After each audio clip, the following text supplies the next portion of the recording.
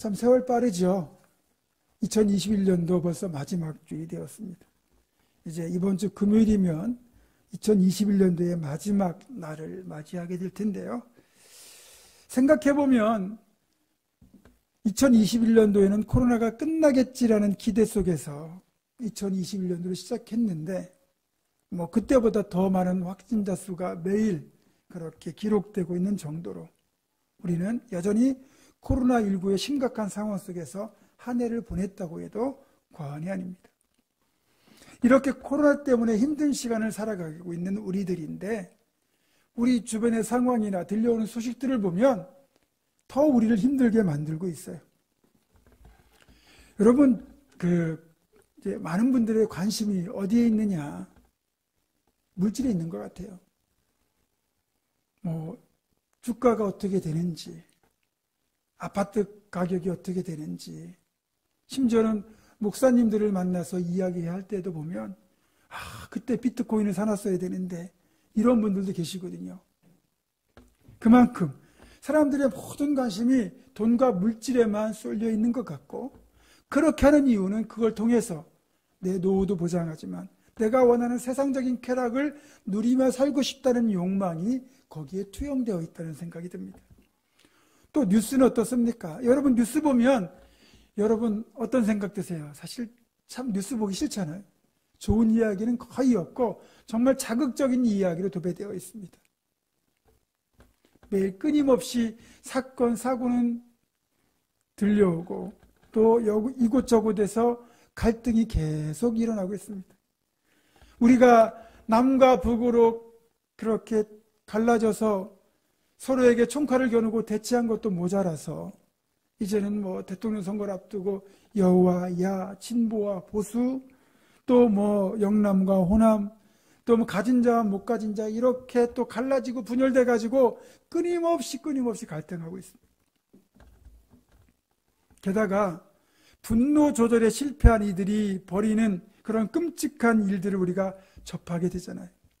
불특정 다수에게 자기의 분노를 표출하고 이유 없는, 어쩌면 이해할 수 없는 그런 행동들을 하기도 하고요. 그래서 이런저런 걸 보면서 참 웃을 일이 없다. 너무나 메말랐다. 이제는 다 얼어붙었다. 그런 생각이 듭니다.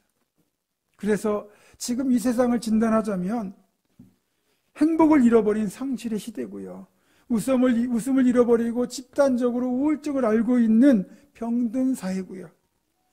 마치 에스겔 골짜기의 마른 뼈처럼 생명력과 기쁨이 메말라버린 죽은 영혼들로 가득한 세상이라고 할 수 있습니다. 이런 세상에 그래도 사람들을 미소 짓게 만들고 세상을 따뜻하게 만들 수 있는 해결책은 없는 걸까요?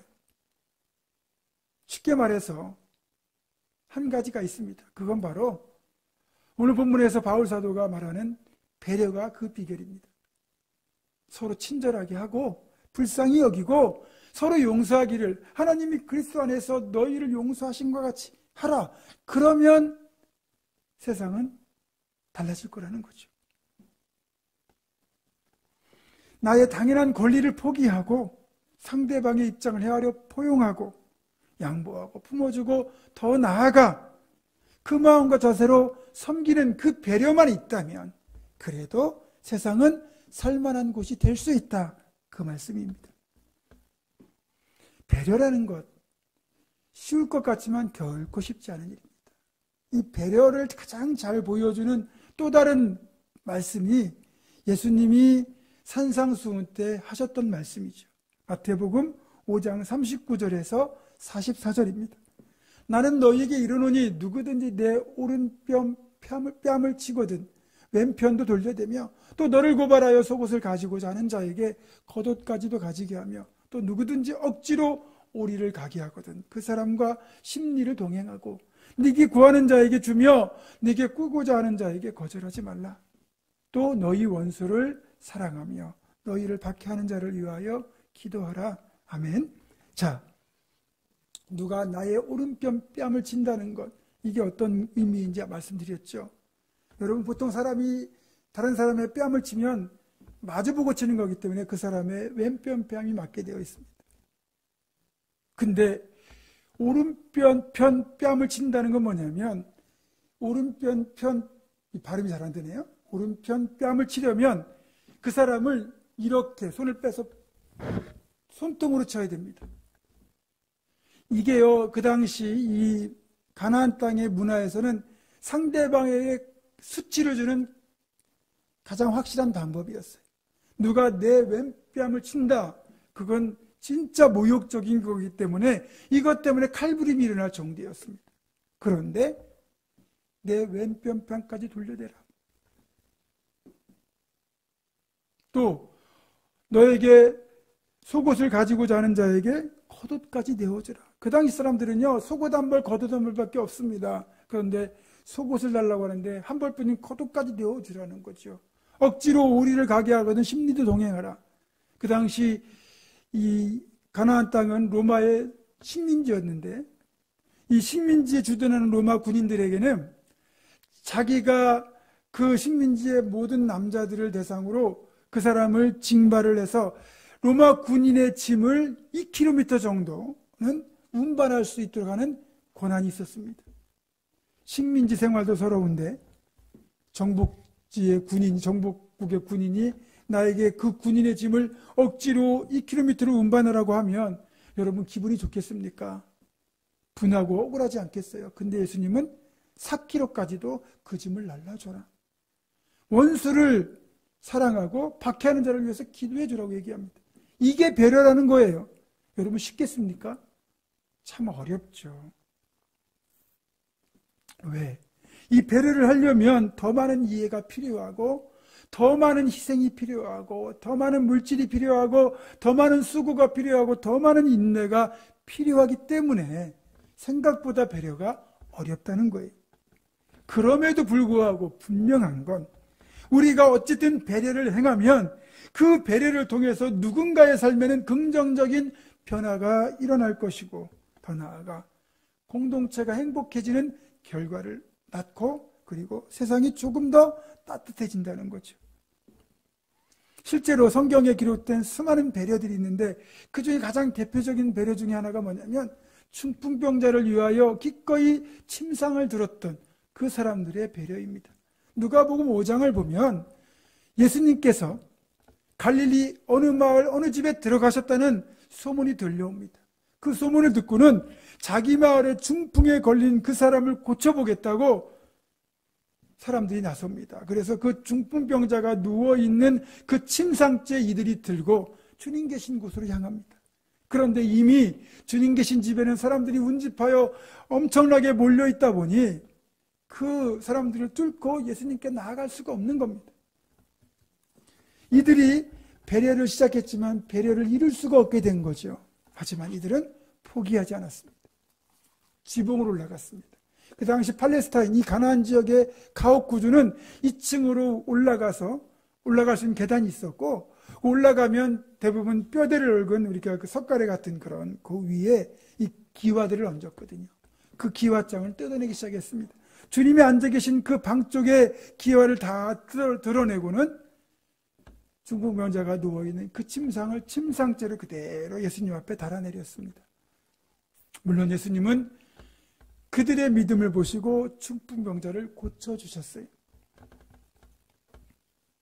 여러분, 이 중풍병자는 그동안 이 병에 걸려서 고치지 못하고 움직이지 못하는 안타까운 상황이었죠. 그런데 이 침상을 기꺼이 들고 갔고 기와를 뜯고 내렸던 이 사람들의 그 수고가 담긴 배려로 말미암아 이 사람의 인생이 복된 인생으로 완전히 변화된 거죠. 이게 바로 배려가 가진 놀라운 능력입니다. 자신의 힘으로나 의지로는 어떻게 할 수 없는 그런 중풍과도 같은 질병 때문에, 그런 삶의 아픔 때문에 옴짝달짝 못하는 그런 사람을, 우리 곁에 그런 사람이 있을 때 우리가 해줄 수 있는 일이 뭐겠어요? 우리가 병을 고쳐줄 수는 없을 겁니다. 그러나 그를 위하여 작은 위로나 격려를 건네는 것, 무엇보다 우리가 신앙인이기에 믿음으로 그 사람을 위하여 중보의 기도를 올려드리는 것, 이런 것들이 우리가 할 수 있는 배려 중에 하나입니다. 그리고 그 우리의 기도 같은 배려를 통하여 만약에 그 사람 삶에 치유의 은총이 임한다면 이 배려가 가진 놀라운 능력을 우리도 경험하는 것 아니겠습니까? 어쨌든 이 사건을 보면 이 사람들의 그런 침상을 운반하는 작은 배려, 그 수고가 담긴 배려가 한 사람을 건강한 삶으로 바꿨고 그 사람의 인생을 새롭게 살 수 있도록 기회를 주었다는 거죠. 그만큼 배려는 누군가의 삶을 바꿀 수도 있고 그래도 세상이 살만한 곳이다 라는 생각을 하게 만든다는 겁니다. 배려의 특징은 그래서 또 다른 배려를 불러온다는 거예요. 제가 오늘 주보 칼럼에도 실었는데 지난 11월 5일 인터넷에 이렇게 화제가 되었던 기사입니다. 바쁜 아침 출근길에 어떤 여성이 접촉사고를 냈습니다. 그랬는데 사고를 당한 피해차주의 여성이 그 접촉사고를 낸 여성이 자기 딸 또래의 여성인 것을 보고는 꼭 안아주었다는 이야기죠. 그래서 사람들이 그 영상을 보고 따뜻한 감동을 받았다는 이야기가 그때 보도가 되었습니다. 해당 기사와 함께 제공된 동영상을 보니까 접촉사고를 내고 좀 당황했으니까 어쩔 줄 모르고 덜덜 떨고 있는 그 20대 여성을 위로하면서 꼭 안아주는 중년 여성의 모습이 담겨 있었어요. 당시 이 젊은 여성은 고열로 인하여 아파하는 자기 둘째 아기를 데리고 응급실로 급히 가던 중이었다고 합니다. 그러다가 끼어들기 사고를 낸 거죠. 접촉사고를 낸 20대 여성의 남편 A씨에 따르면 새벽에 둘째 아이가 고열이 심해서 아내 혼자 운전해 응급실을 가던 중이었는데 급하게 차선을 변경하다가 우리 쪽 과실로 사고가 났다고 당시 상황을 설명하면서 보험사로 보낼 블랙박스의 영상을 확인하다가 피해 차주가 당황한 자신의 아내를 그렇게 위로해주고 안아주고 걱정해주는 모습에 눈물이 났다. 그렇게 말했어요. 그리고 그때 블랙박스에 녹화된 영상을 살펴본 이 남편 A씨가 그 피해 차주의 여성의 배려가 너무 고마워서 곧바로 전화를 드렸더니 그분의 첫 마디가 엄마랑 아기는 괜찮냐는 말이었다는 겁니다. 그래서 너무 고마운 마음에 100% 우리의 잘못이니 아픈 곳이 있으면 꼭 병원에 가시라 그러면서 전화를 끊었는데 이분의 마지막 이야기는 그거예요. 다시 한번 그분께 감사하고 앞으로 저도 상대방을 먼저 배려하는 운전자가 되겠다. 글을 쓰면서도 눈물이 난다라며 벅찬 마음을 전했다라고 하는 기사였습니다. 여기 보시면 자신이 배려를 받은 만큼 본인도 배려하는 삶을 살겠다고 하는 것처럼 배려는 또 다른 배려를 낳습니다. 어쨌든 얼어붙은 세상에 우리를 훈훈하게 만드는 따뜻한 소식이 아닐 수 없습니다. 자, 그렇다면 우리가 이런 배려를 행하려고 할 때 구체적으로 어떤 방식으로 배려를 해야 되는지를 살펴보도록 하겠습니다. 첫 번째, 배려를 제대로 하려면 상대방의 입장을 헤아리는 통찰이 필요해요. 요즘 입시철이잖아요. 그러면 이제 우리 자녀들이 가고 싶은 대학 학과가 있습니다. 그걸 위해서 열심히 노력했고 또 모두가 기도하지요. 그래서 하나님의 은혜로 원하는 대학 학과에 합격을 하면 참 기쁘고 감사한 일입니다. 당연히 기쁨과 감사는 표현할 겁니다. 그런데 혹시 우리가 모여있는 그 자리에 이번에 자녀가 불합격을 한 그런 부모가 있을 때 이왕이면 감사할 일도 절제하고 그렇죠? 그분의 마음을 헤아리는 것이 사실은 우리가 할 수 있는 배려 중에 하나입니다. 하나님과 나만이 하는 방식으로 감사를 표현하는 것도 지혜로운 거죠. 또 우리 가끔 그런 걸 보아요. 끔찍한 폭발 사고나 어떤 테러 같은 사고 현장에서 기적적으로 살아난 사람들의 이야기를 보잖아요. 만약에 그런 사고가 있었는데 우리 성도 가운데 한 사람이 기적적으로 다치지도 않고 무사히 살아났어요. 그러면 당연히 우리는 감사하겠죠. 본인도 감사가 말도 못할 것이고 우리 성도가 안전했으니까 저희도 감사할 겁니다.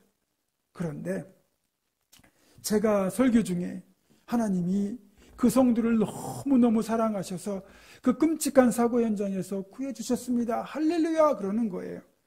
제 마음은 정말 그렇게 기쁠 거예요. 그런데 만약에 제가 그렇게 공적인 자리에 설교를 하는 순간 그 사고 때문에 누군가는 많이 다치고 누군가는 가족을 잃었을 텐데 만약에 그분들이 이 이야기를 들으면 어떤 생각이 들겠습니까? 아니 그러면 이번에 크게 다치고 이번에 가족을 잃은 우리는 하나님 사랑하지 않는 거야? 하나님을 저주하신 거야? 라고 생각하실 수 있잖아요. 그러니까 우리 성도 가운데 그런 분이 예를 들어서 정말 기적적으로 살아난 건 감사할 일이고 또 당연히 감사를 표해야 되겠지만 그 표현을 하는 것도 지혜롭게 절제해서 해야 된다는 거죠. 자칫 아픔을 겪는 분들에게 또 상처를 줄 수도 있는 겁니다. 두 번째, 도움을 베풀 때에도 상대방의 자존심 상하지 않도록 지혜롭게 돕는 게 진정한 배려예요. 그 해질녘에 농부와 그의 아내가 이 수확한 걸 놓고 이 감사의 기도를 드리는 밀레의 만종이라는 그림 있죠. 여러분 기억하시죠? 밀레가 지금은 세계적으로 유명한 화가입니다. 그런데 밀레가 이 화가의 생활을 시작했을 때만 해도 그는 알아두지 않는 무명의 화가였기 때문에 당연히 그의 생활은 늘 고달팠습니다. 늘 생활고에 시달렸어요. 어쨌든 그런 상황에서 이 밀레의 그림을 눈여겨본 것은 미술 평론가들이나 화단 관계자 이런 사람들이 아니고 그와 친했던 친구인 자연으로 돌아가라는 사상을 설파했던 철학가 장자크 루소였습니다.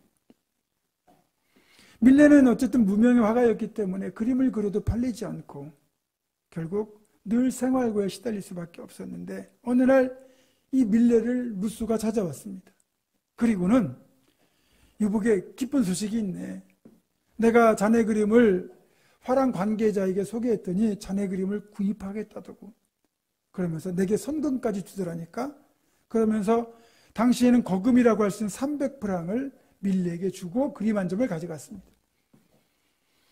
밀레로서는 정말 입에 풀칠하기도 어려운 형편이었는데 300프랑은 한동안 걱정 없이 그림을 그릴 수 있는 꽤 큰 규모의 금액이었고 그보다 더 밀레를 힘이 나도록 만들었던 건 뭐냐면 드디어 내 그림이 인정을 받기 시작했구나라는 자신감, 희망이었습니다. 그때부터 밀레는 더 자신감을 가지고 열심히 그림을 그렸고 몇 년이 지나서 밀레는 정말 그 당시 이제 이 화단의 인정을 받아서 그가 그린 그림들은 점점 더 비싼 값에 팔리게 되었고 밀레는 경제적으로 어느 정도 여유를 갖게 되었습니다. 경제적으로 궁핍했던 그때 자신의 그림을 다른 이에게 소개해서 자기의 생활비를 해결해 줬던 이 고마운 친구 루스를 기억하고 밀레가 루스의 집을 고마움을 표현하려고 방문을 했어요. 그런데 이게 웬일입니까? 몇 년 전 화랑 관계자가 구입했다고 하는 그 그림이 루스의 집 벽 거실에 걸려 있는 겁니다. 그러니까 루스는 친구를 돕긴 하되 자존심을 상하지 않게 하려고 다른 사람이 밀레의 그림을 구입하는 것처럼 해서 밀레를 도왔던 겁니다. 여러분, 배려란 게 이런 겁니다. 도움을 베풀되 자존심 상하지 않고 지혜롭게 돕는 거죠. 우리가 도움을 주는 선한 마음은 갖고 있는데 가끔 도움을 주면서 도움받는 이에게 마음 상하는 이야기를 할 때가 있습니다. 내 딴에서는 좋은 말 해준다고 충고한다고 그 말하지만 여러분 도움을 받아야 되는 그 입장에서는 어떤 말도 귀에 들어오지 않고 그냥 도움 주는 손길만 원하거든요. 배려라는 것은 그만큼 남의 어떤 자존심까지도 잘 지켜주면서 도울 때 진짜 배려라는 거죠. 셋째, 배려는 나보다 남을 먼저 생각하는 것이 되어야 됩니다. 앞을 못 보는 시각장애인, 그래서 이 사람은 밤낮의 의미가 없습니다. 어차피 앞이 보이지 않기 때문에 이 사람은 모두가 밤길인 거죠. 그런데 한밤중에 이 사람이 길을 나서면서 등불을 들고 나선 겁니다. 그걸 본 이웃 주민이 이 시각장애인에게 이렇게 말합니다. 아니 자네는 어차피 앞도 보지 못하는데 굳이 이 밤길에 등불을 들고 나서나? 그러자 시각장애인이 이렇게 대답합니다. 그건 내가 아니라 당신 같은 사람을 위한 겁니다.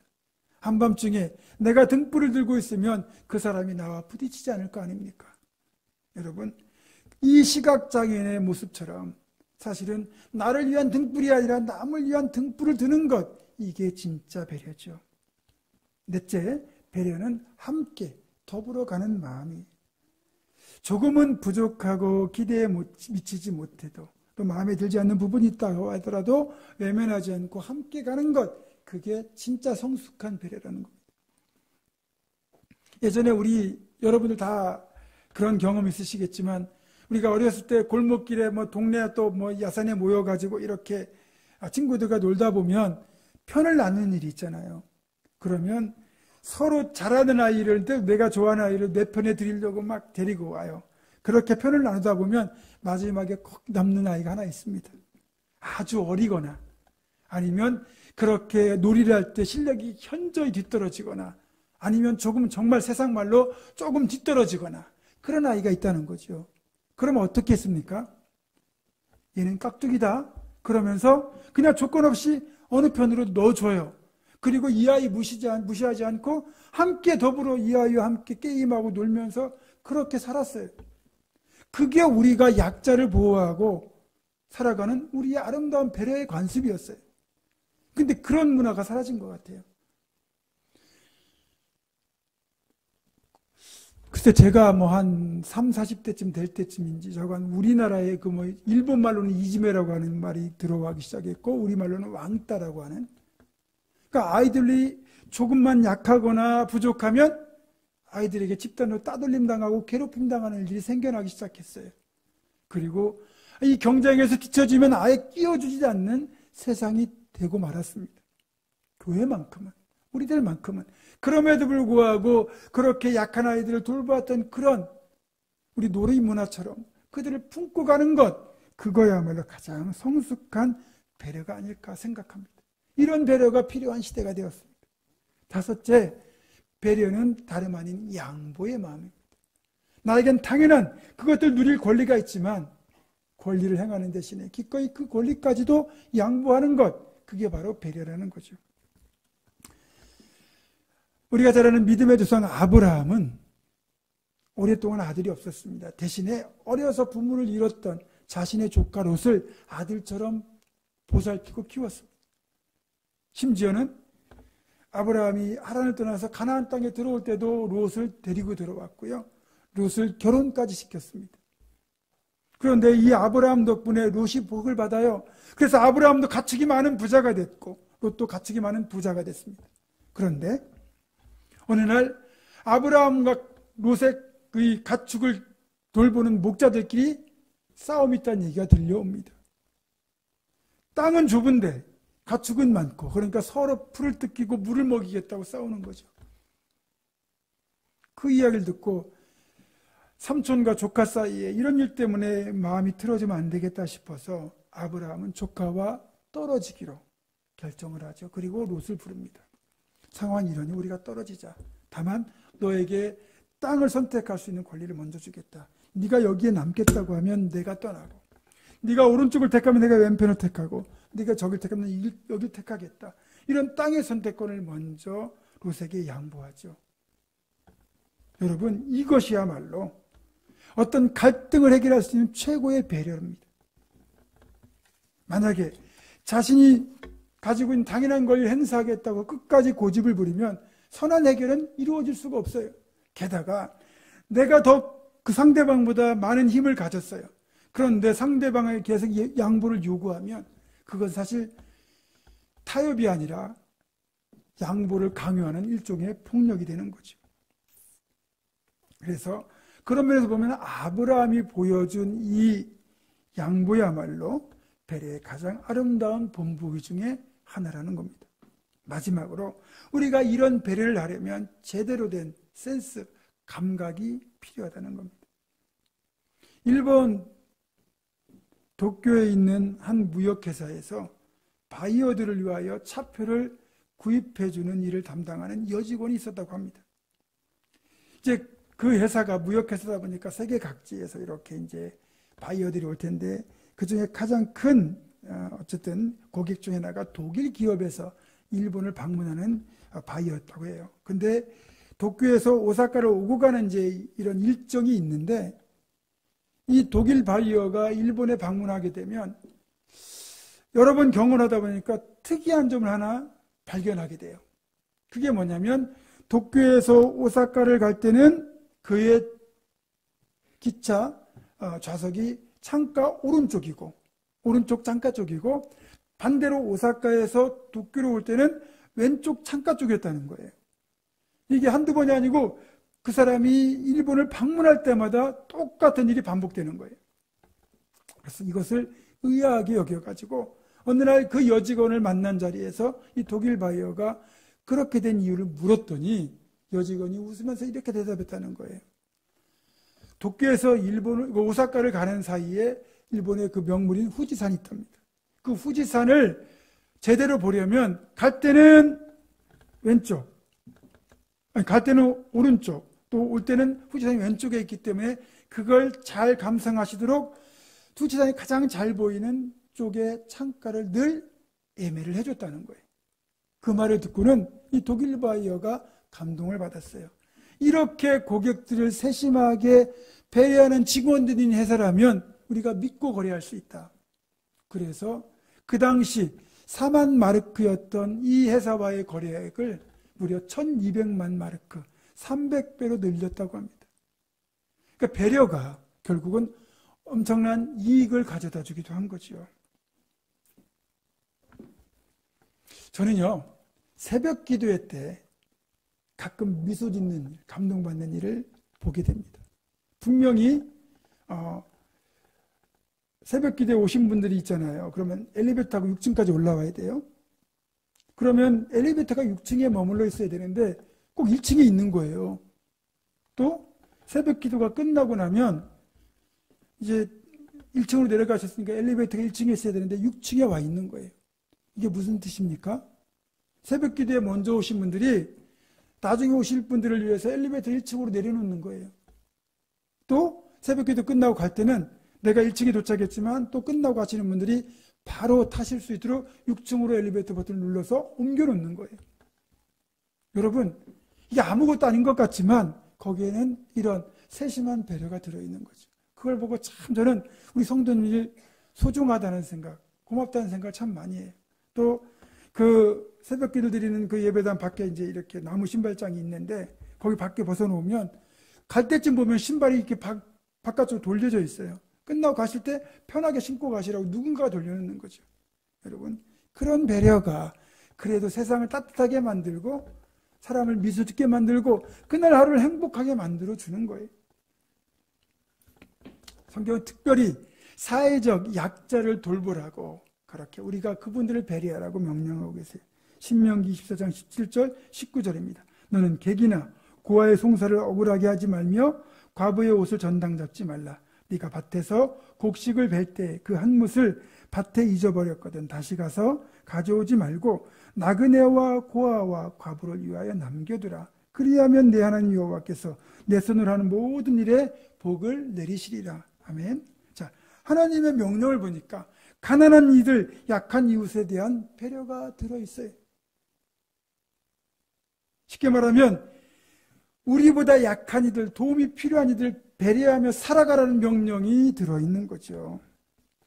왜냐하면 이 배려야말로 하나님이 통치하신 하나님 나라의 가장 밑바탕을 이루는 본질이기 때문입니다. 말씀을 맺습니다. 코로나19가 길어지면서 우리 모두가 힘든 시간을 보냈는데 세상은 점점 더 얼어붙고 강팍해지고 있습니다. 이런 세상에서 우리들만이라도 배려해야 하는 삶을 통해서 세상에 온기를 좀 보탰으면 좋겠습니다. 우리의 배려로 인해서 누군가 얼어붙었던 마음이 녹아지고 우리의 배려를 통해서 그래도 세상은 살만하다 그렇게 느끼고 아직은 희망이 있다고 생각하면 좋겠습니다.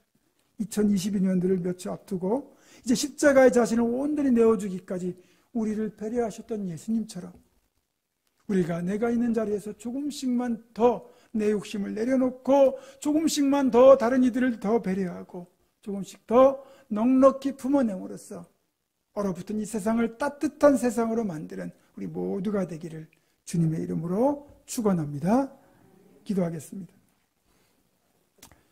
우리를 먼저 사랑하시고 배려해 주신 주님, 우리도 주님처럼 이웃을 배려하고 약자를 배려하고 그 배려를 행할 때 지혜롭게 행하여 우리의 배려로 인해 조금이라도 더 따뜻한 세상, 살만한 세상을 만들어가는 우리가 되게 하여 주시옵소서. 주 예수 그리스도의 이름으로 기도드립니다. 아멘.